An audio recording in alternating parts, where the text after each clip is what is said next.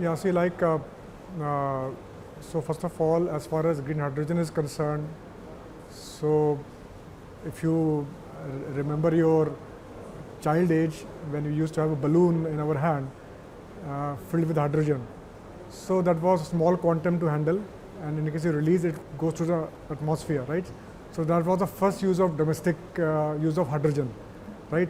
But coming on a serious note, so it is a highly inflammable gas. Although lightest, it will evacuate above the ground, goes into the sky. So we have to be very, very cautious as far as usage of hydrogen for domestic level. So from that perspective, first thing which comes to mind is definitely mobility, wherein hydrogen can be filled in a vehicle or trucks or buses. Okay, so if you go back to your childhood days, the first usage of, or you can say domestic usage of hydrogen was child carrying a hydrogen balloon in his hand and playing with that, and once it releases, it goes into the sky. So that was the first domestic use. But on a serious note, hydrogen, or if I say green hydrogen, because it is more specific on green. So what do you need? You need for green hydrogen, you need solar or wind, and then electrolysis, and then hydrogen, right?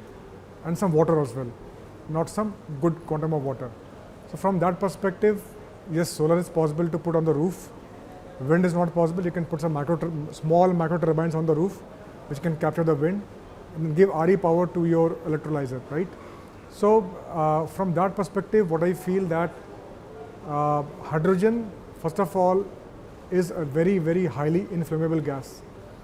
It is the lightest molecule on the earth, which goes into the sky, but still just 4% of content of hydrogen into the air can make it inflammable, right? So that is a risk.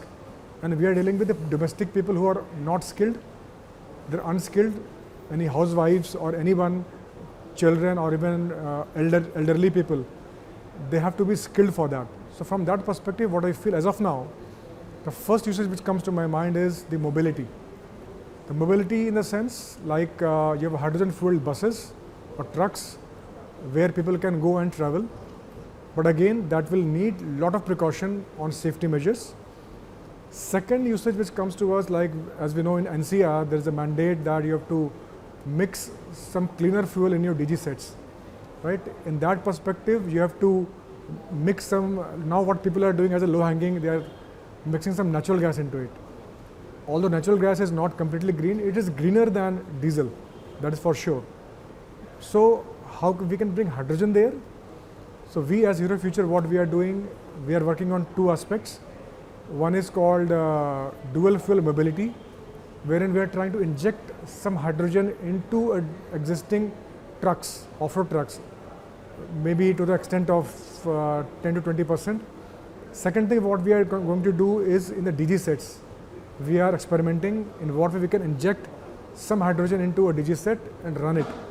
So these are two things which are directly connected to the domestic consumers, where you can see once it is successful and safe, it can be all pervasive as far as domestic part is concerned. Yeah, I think that's a very, very good question, a very relevant question for Indian perspective. So I would like to give an example, a kind of SWOT analysis for India as a country.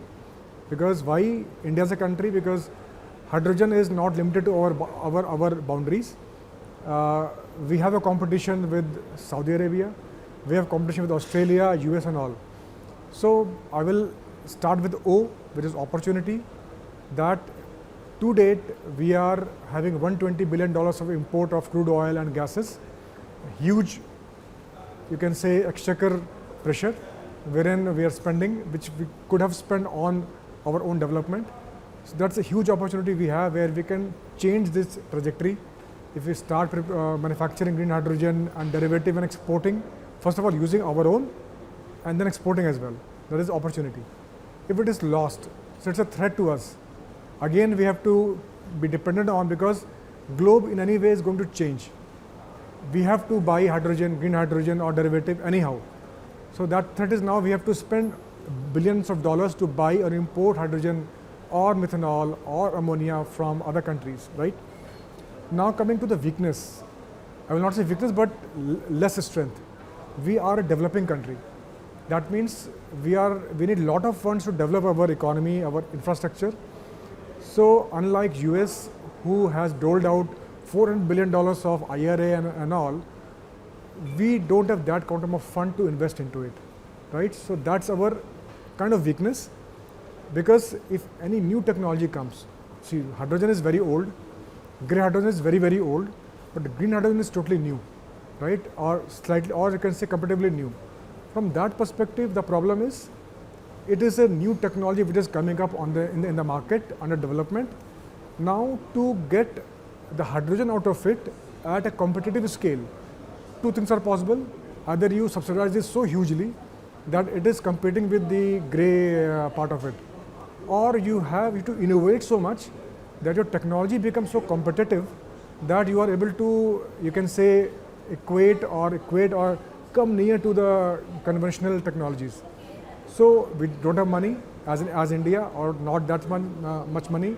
We can't cross compensate, we can't subsidize.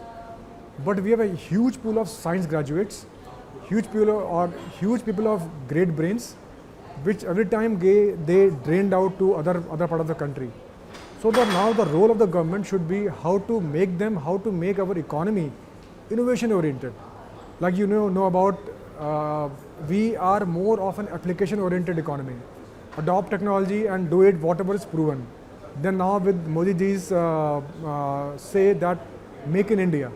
That means make in India.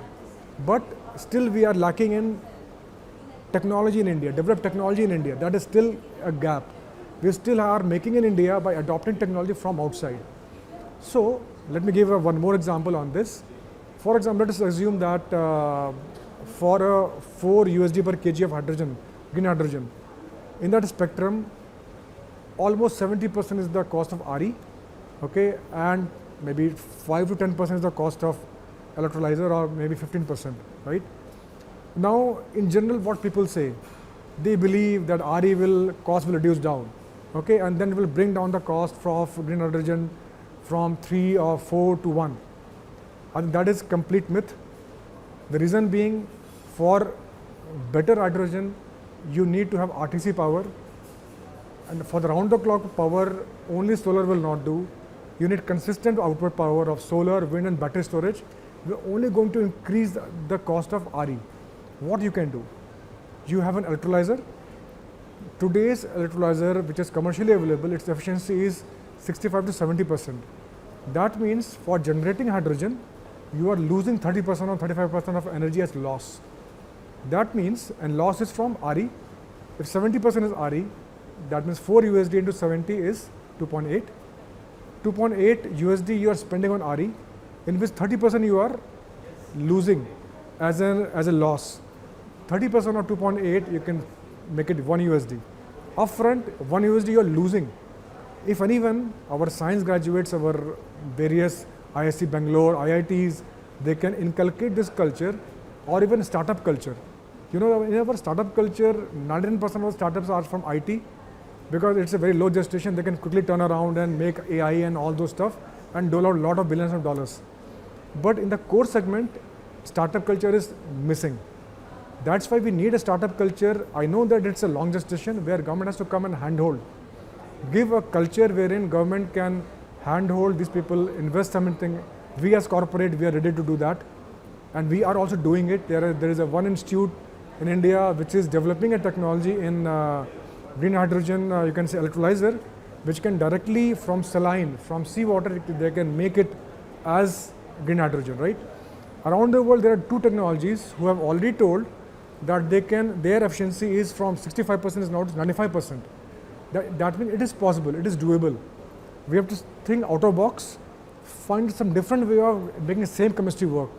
The fundamental question is that you have membrane in the electrolyzer, which creates all the problems. Why can't you make a membraneless? That membraneless create less of energy loss, and all the components become very, very less costly. It is quite possible with out-of-box thinking. You can make electrolyzer highly efficient, make lower cost. So you are killing 2 things with a single bullet. You are increasing efficiency. That means your RE is more effective, and your cost of electrolyzer is also getting reduced.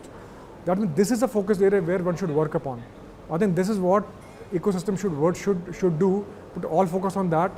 Last point in this, we should be technology exporter. We should not be technology importers. Once we see, like why Europe, I know the European work culture.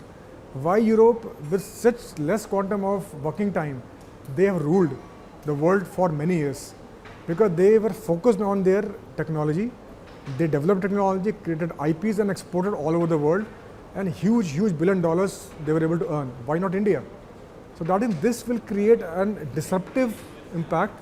In case we put more focus on technology, we'll automatically see all our big brains will stay here. They will work in it. I just was talking to one IIT Delhi guy. He was quite inquisitive, sir, what can be done in this space? Explained him all about. I think I can see people are thinking about it, our new fresh cream. Yeah, thanks.